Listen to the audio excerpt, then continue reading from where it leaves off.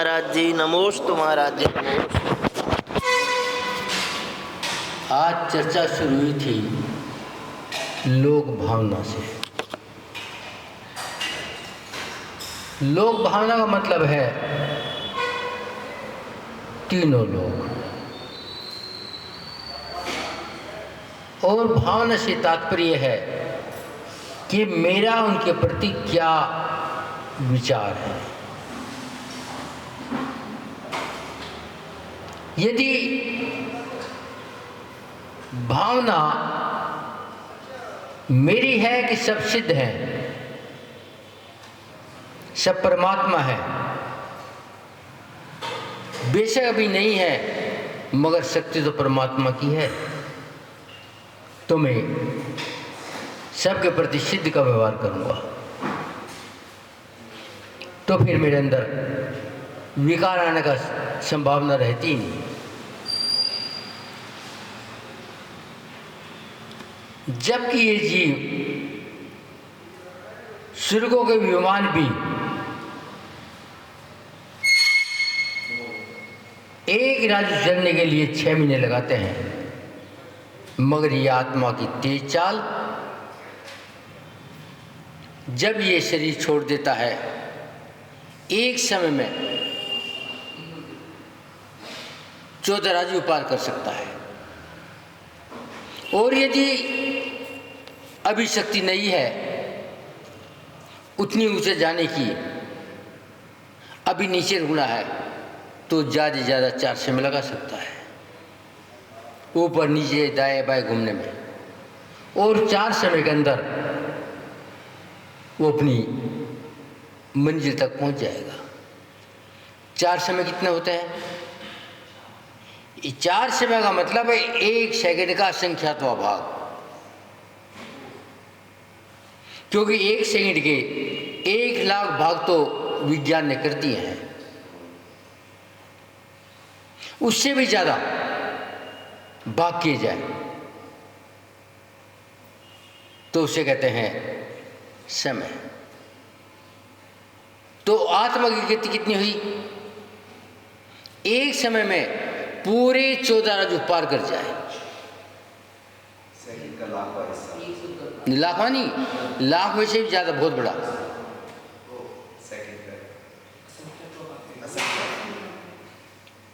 तो ये ताकत तो है, मगर मैंने अपने कारण उस ताकत को शांत कर दिया है, और मैं अनादिकाल से नहीं जाने कहाँ कहाँ भटक रहा, क्योंकि मैंने अपनी शक्ति का प्रयोग नहीं किया। और मैं कर्मों को बहाना बना देता हूँ। विचार करो, कर्म आए कहाँ से? मैंने ही तो किए हैं। यदि मैं अपने कर्म समीचीन करता, सम्यक्त करता, तो फिर ये जुगाड़ बनाने की ज़रूरत नहीं थी, ये दुख सुख सहने की ज़रूरत नहीं थी। मगर मैं आज तक विचलित रहा और गलत को ठीक मानता रहा, तो फिर मैं मंजिल पर कैसे पहुंचूं? क्योंकि मैंने अपने आप को नहीं जाना। यदि अपने को नहीं जाना तो दूसरों क्या जानेंगे? यदि अपने को जान लेंगे तो गलती ना करेंगे। आपने सुना होगा इब्राहिम लिंकन लगातार 22 साल तक फेल होता रहा। ये तो बात सबने जान ली, 22 साल तक फेल होता रहा, मगर योग्यता क्या थी? जो अमेरिका का राष्ट्रपति बना, योग्यता भी तो थी। योग्यता वो स्वयं जानता था, और अयोग्यता अपना सब दुनिया जानती थी। तो ये स्थिति मेरी है। यदि मैं अपनी योग्यता जान लूं तो सिद्धालय पहुंच जाऊं, मगर मैंने आज तक अपनी अयोग्यता को जाना, उसके अंदर योग्यता थी, वो उसने कभी भी 22 साल लगातार फेल होने के बाद में आत्महत्या का विचार नहीं किया। उसने अपने को कभी हीन नहीं माना, कभी कमजोर नहीं माना। जब बार बार उसी क्लास में बैठता था तो अपने को वो हीन महसूस नहीं करता और वे किसी आगे झुकता भी नहीं था। मगर आज बालक एक बार फेल हो जाए, पहले तो उसके जानने वाला जो एरिया है वो जीना मुश्किल कर देगा और वे आत्महत्या की सोच लेगा, क्योंकि आज का माहौल इतना गंदा है। जबकि ये पक्की है कि किसी काम को लिए पूरा होने के लिए 5 समवाय चाहिए, बगैर 5 समवाय के काम नहीं होता। और मैं दोष देता हूं निमित्त को। निमित्त भी एक है, पुरुषार्थ भी है, काल लब्धि भी है, भाग्य भी है, निमित्त भी है। मगर मैं दोष कह दे रहा हूं, मात्र निमित्त को दोष देता हूं और अपनी कमी देखना नहीं चाहता। यदि इब्राहिम लिंकन अपनी कमी ना देखता तो पुरुषार्थ ना करता, वो पुरुषार्थ करके इतने बड़े देश का राष्ट्रपति ना बनता। तो आचार्य कहते हैं जब तक तू इच्छा बनाएगा उसकी पूर्ति करेगा। यदि इच्छा पैदा ही ना करे तो फिर पूर्ति की जरूरत नहीं है। मगर मैं इच्छा पर इच्छा बनाता रहता हूं और वे यदि पूरी ना हो तो दुखी हो जाता हूं। तो विचार करो, कमजोरी किसकी है? कर्मों की। मेरी कमजोरी है क्योंकि मैंने इच्छा बनाई है। माना भूख शरीर की जरूरत है, मगर पकवान तो जरूरी नहीं है। रामचंद्र जी सम्राट के पुत्र महल में रहते, एक से एक नौकर, मगर जब जंगल में गए कहाँ गई सारी इच्छा? उन्होंने वास्तविकता समझ लिया। जब रामचंद्र जी ने गर्भवती सीता को जंगल में छोड़ा और कोचवान ने कहा रामचंद्र जी ने तुम्हें जंगल में तीर का बांधने लगी छोड़ दिया है क्योंकि तुर पर कलंक है। तो सीता जी ने आज की भांति तलवार उठाई थी, कोर्ट में गई थी, थाने में गई थी। क्या उसकी मां ने सलाह नहीं दी?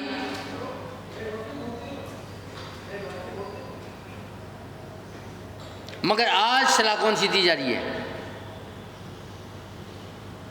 क्या इसमें दोष मात्र सीता का था या लड़की का था? उनके पालक का भी दोष है, उन्होंने सलाह नहीं दिया। और सीता क्या कहती है? कोई बात नहीं, मेरे कर्मों का दोष है। मगर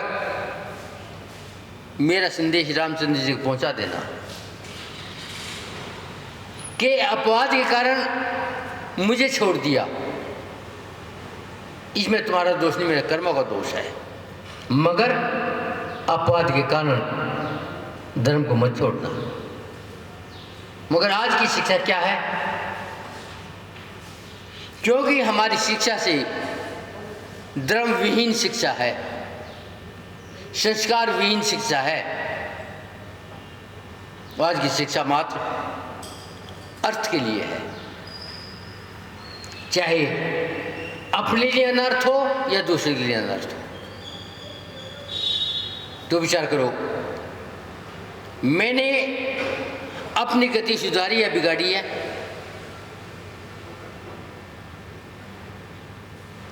किसने कहा था कि तू पापी बन, मगर पापी क्यों बना? निमित्त भी मिला है और मैंने अपने आप को संस्कारित नहीं किया, इसलिए तो पापी बना हूं। यदि मैं मां सीता को देख लेता तो कोर्ट में कहीं जाता, तलाक के लिए एप्लीकेशन क्यों लगाता? यदि मैं अपने चारित्र को देख लेता तो क्या मैं संबंध विच्छेद करता? क्योंकि मेरे चारित्र पर ध्यान नहीं है, मैंने चारित्र की कीमत नहीं समझी है। इसलिए पालक भी कहते हैं कोई बात नहीं, दोबारा शादी कर देंगे, तिबारा कर देंगे, चुबारा कर देंगे, क्योंकि आज चारित्र की कीमत नहीं है और सब निमित्त पर भटक देते हैं। अनिमित्त की गलती है, हम अपनी गलती देखने को तैयार नहीं है। जब मेरे भाव में निर्मलता आई और मैंने परिग्रह को पाप समझा, भटकन का कारण समझा, तो परिग्रह छोड़ दिया। मगर निमित्त मिले बाद में, ये भी लो, ये भी लो, ये भी लो। यदि मेरा उपयोग सही है तो निमित्त क्या करेंगे? पंखे तो मिले, एसी मिले, गाड़ी भी मिली, पकवान भी मिले। यदि मेरा उपयोग ठीक है तो निमित्त कुछ नहीं करेंगे। और मैंने दोष कह दिया, निमित्त को दोष दिया। निमित्त तो जिनवानी का मिला है, निमित्त तो जिनवानी का मिला है, उसे क्यों नहीं पढ़ा? निमित्त तो भगवान का मिला है, निमित्त तो वितरागता का मिला है, उसे तो नकार दिया। मगर जो मुझे पसंद आया वही निमित्त मिला और मैंने उसे निमित्त मान लिया। जबकि मैं पैदा हुआ बिजली नहीं थी, आज मेरे बगैर से गुजारा नहीं चलता, तो जब कैसे चला था? जब तो कपड़े का पंखा छत पे लगा रहता, रेगनों को यूं यूं करता रहता था। जब कैसे काम चला? जब मिट्टी के तेल की डिब्बा में कैसे पढ़ लिए?